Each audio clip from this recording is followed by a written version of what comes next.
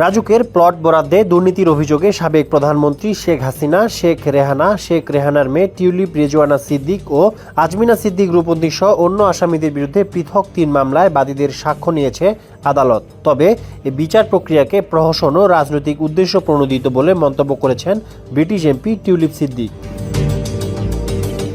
নিজের বিরুদ্ধে শুরু হওয়া বিচার নিয়ে সামাজিক মাধ্যম এক্সে এক দীর্ঘ পোস্ট করেন টিউলিপ, যেখানে নিজেকে নির্দোষ দাবি করেছেন পতিত স্বৈরাচার শেখ হাসিনার এই ভাগ্নি।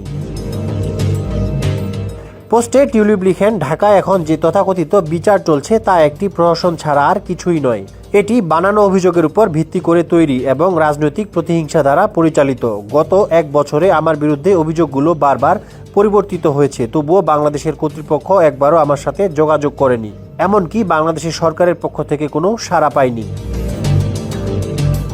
তিনি আরও লিখেন, যদি এটি একটি প্রকৃত আইনি প্রক্রিয়া হতো তাহলে বাংলাদেশের সংশ্লিষ্ট কর্তৃপক্ষ আমার বা আমার আইনি দলের সাথে যোগাযোগ করত, আমাদের আনুষ্ঠানিক চিঠিপত্রের জবাব দিত এবং তাদের কাছ থেকে থাকা প্রমাণ পেশ করত। কিন্তু এর পরিবর্তে তারা মিথ্যা এবং হয়রানিমূলক অভিযোগ ছড়িয়েছে, যা সংবাদ মাধ্যমে জানানো হয়েছে, কিন্তু তদন্তকারীরা কখনো আনুষ্ঠানিকভাবে আমার কাছে উপস্থাপন করেনি।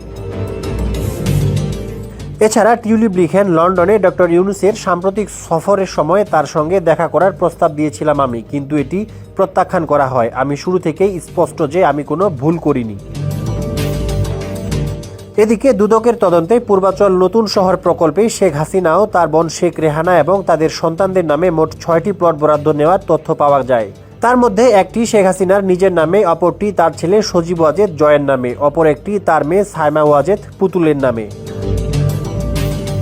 তবে টিউলিপের নামে প্লট না থাকলেও প্রভাব খাটিয়ে নিজের মা, বোন ও ভাইকে প্লট পাইয়ে দেওয়ার অভিযোগে আসামি করা হয়েছে তাকে। ডেস্ক রিপোর্ট, সমকাল।